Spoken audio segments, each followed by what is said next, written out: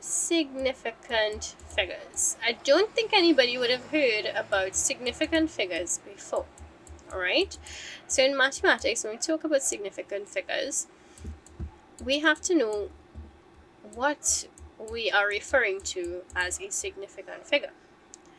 And in mathematics, every digit, so if we talk about single digit numbers, right? So if we talk about 1, 2, 3, all the way till 9, these are what we refer to as significant figures. Alright?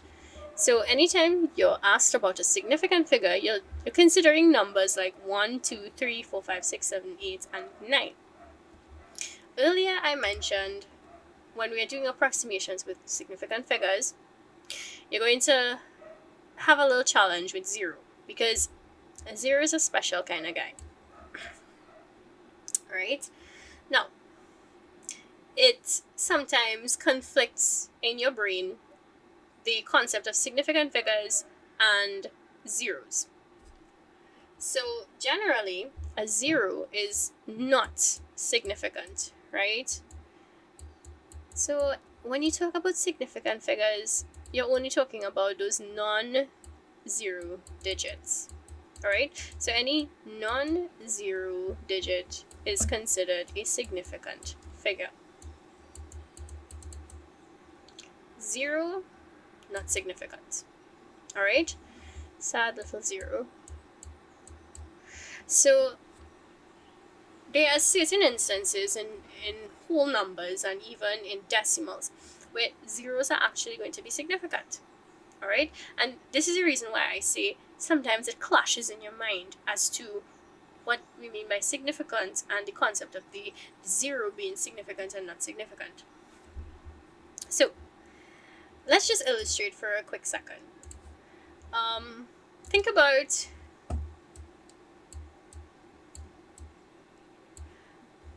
let me change that up. Okay, let's just say we have a number like 1.130. Alright? And let's say we had a number like 1 million.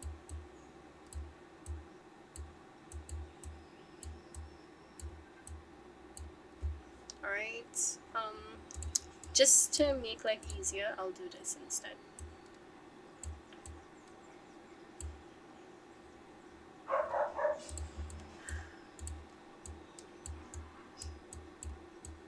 Okay, so anybody wants to tell me between these two numbers here, right? Okay, the first thing is, how many significant figures do we have in this number?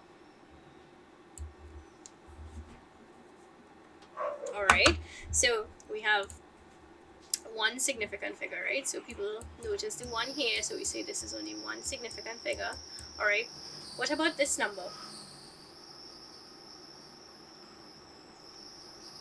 One significant figure, exactly. Now here's what I mean by things conflicting in your mind about significant figures. There's this rule involving the zeros, right? So in decimals, this 0 is not significant. So you're correct by saying that you have one significant figure here. But think about it like this. When you start to count significant figures,